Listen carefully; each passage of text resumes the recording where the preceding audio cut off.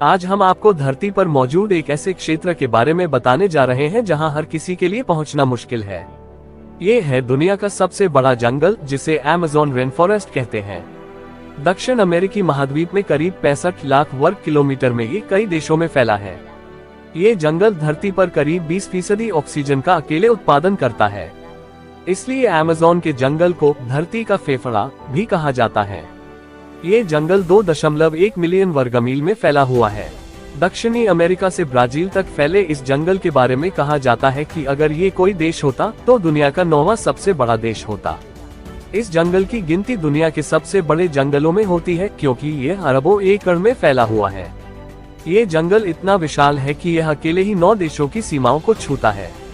ऐसा भी कहा जाता है कि इस जंगल में सबसे खतरनाक जीव जंतु और अन्य चीजें मौजूद हैं। यही वजह है कि इस जंगल में ज्यादा अंदर तक जाने के बारे में इंसान सोचता तक नहीं है। साथ ही यहाँ एनाकोंडा जैसे विशालकाय सांप भी पाए जाते हैं। यह एक तरफ दुनिया का सबसे खतरनाक जंगल भी कहा जाता है तो दूसरी तरफ सबसे सुंदर। एक तरफ इसे खतरनाक जानवरों के लिए जाना जाता है तो दूसरी तरफ इससे मिलने वाली साफ पानी के लिए।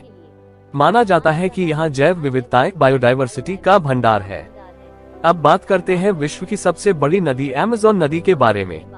अमेज़न दक्षिण अमेरिका से होकर बहने वाली एक नदी है। आयतन के हिसाब से यह विश्व की सबसे बड़ी और लंबाई के हिसाब से दूसरी नदी है।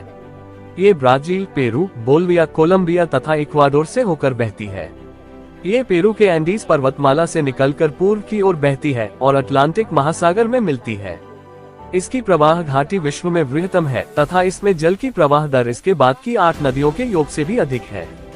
इसके लंबे चौड़े पाट के कारण इस नदी पर पुलों का अभाव है। ऐसे ही महत्वपूर्ण जानकारी जो परीक्षा की दृष्टि से महत्वपूर्ण होते हैं, जानने के लिए हमारे YouTube channel CGPSC state CG aspirant को सब्सक्राइब करें और Instagram page CGPSC state CG को फॉलो करें।